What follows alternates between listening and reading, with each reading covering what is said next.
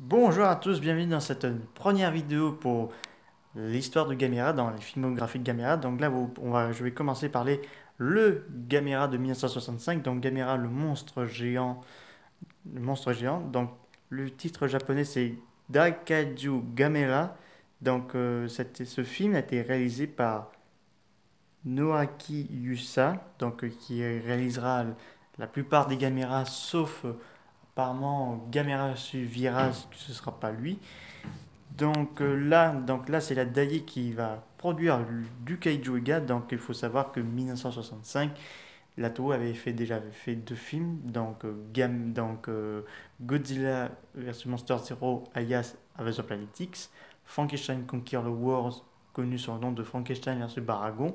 Donc là la Daiei veut dire on va faire aussi des films de Kaiju comme on avait fait parce qu'ils avaient fait déjà un petit métrage de films de kaiju, enfin avec des étoiles de mer, mutantes ou extraterrestres, je me rappelle plus très bien. Donc là, ils avaient le choix avec un projet, donc ils avaient un projet particulier, ils devaient faire un film avec des rats qui seraient apparemment irradiés par des radiations et tout ça, qui seraient devenus géantes. Ils avaient déjà préparé une maquette, mais ils allaient apparemment utiliser des vrais rats pour ce film, mais pour les questions d'hygiène et pour la propreté, ça n'était pas fait, donc les rats, on les met de côté. Mais à la place, on fait une idée, on va faire une tortue géante, donc qui peut voler, cracher des flammes et marcher. Sur ses deux pattes arrière, il peut marcher sur les quatre pattes également. Donc on va le baptiser ce Kaiju Gamera. Donc le film va se faire, donc c'est le dernier film de Kaiju noir et blanc, donc faut savoir. Donc le film Gamera, dans l'histoire de Gamera, ça se passe d'abord au pôle Nord. Donc là, il y a un groupe de scientifiques avec un journaliste, un petit clin d'œil, ça fait un peu en référence au Godzilla 54. Donc là, qui sont dans un village inuit qui raconte une terrible légende parce qu'autrefois il y avait un continent dans l'Atlantique, qui avait un continent entre le lien entre l'Atlantique et le Pacifique. Donc, il raconte qu'il y a une créature gigantesque qui porte le nom de Gamera. Et là, il y a des avions étrangers qui passent au-dessus d'eux et qui ne répondent pas aux ordres d'une base américaine qui les envoie, qui les descend. Et sans faire esprit, il réveille le kaiju géant Gamera qui s'attaque à un bateau japonais avant de disparaître à nouveau. Et jusqu'à où on parle qu'il y a une soucoupe volante qui a été opérée dans tous les coins du monde. Et en fait, ce n'est pas une soucoupe volante, c'est la tortue géante Gamera qui peut voler. Donc là, l'armée va tenter de l'arrêter, mais rien à faire. C'est là où ça devenait intéressant parce qu'il y a un petit garçon, donc là, qui vit avec sa soeur, son père millionnaire, qui est fan de très tortues. Donc là, il est obligé de laisser sa tortue partir parce qu'apparemment sa soeur et son père lui disent qu'ils sont inquiets parce il est trop passionné par les tortues et tout ça. Il doit laisser partir sa petite tortue. Et là, il voit Gamera jaillir et qui le sauve. Et le lendemain, il croit que c'est sa petite tortue qui est devenue Gamera. Donc c'est assez touchant cette histoire. Donc le jeune, on va suivre l'histoire du garçon qui va un peu suivre Gamera et tout ça. Il va avoir une relation, mais moins enfantin que les films à venir. Donc il faut savoir que dans le film, Gamera a le sang bleu. Plus tard, ce sera du sang vert dans tout le reste de la trilogie. Donc le film est vraiment génial.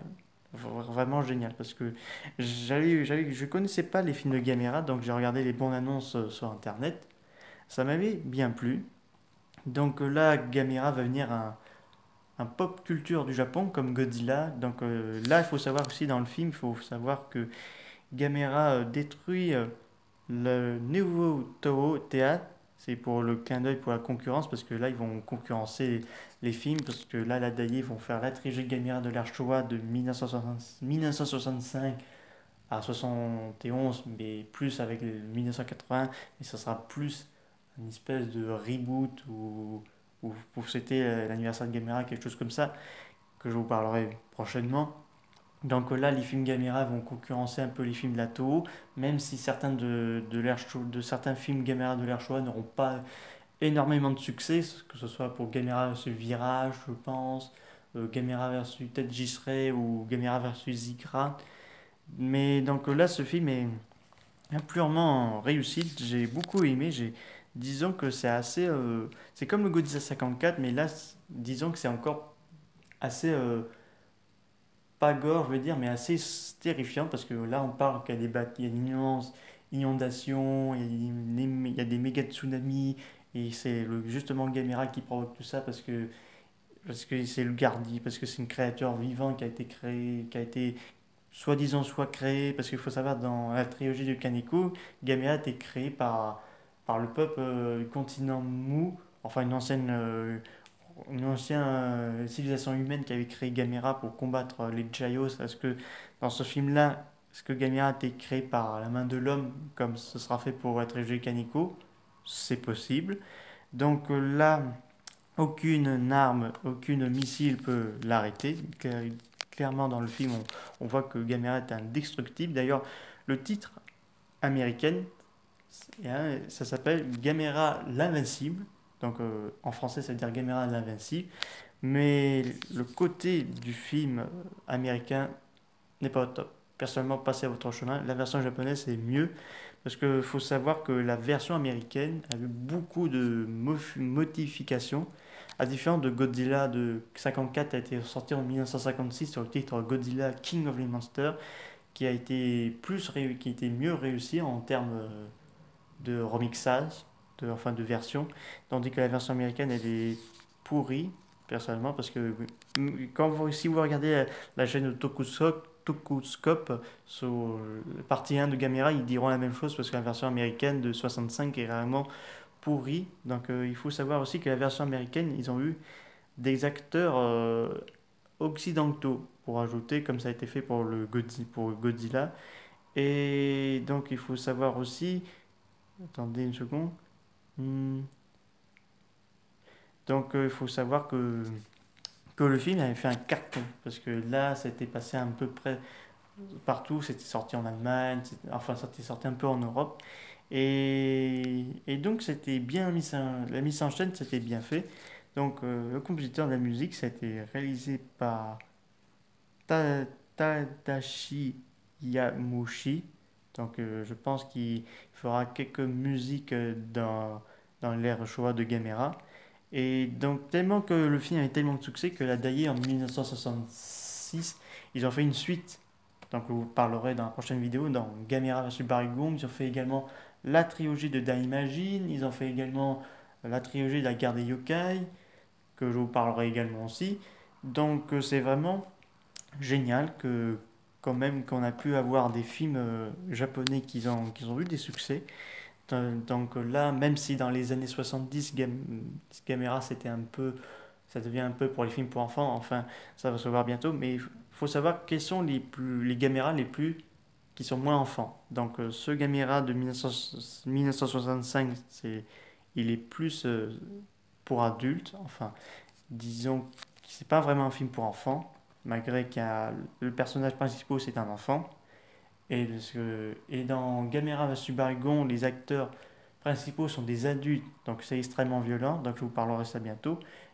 Gamera vs Jaio, je pense que c'est un film assez sérieux quand même aussi. C'est- c'est- on sent qu'il y a un petit peu enfantin, mais moins que dans les suites, que ce soit pour Gamera vs Virage, Gamera vs Guiron, Gamera vs Zigra, Jisrei.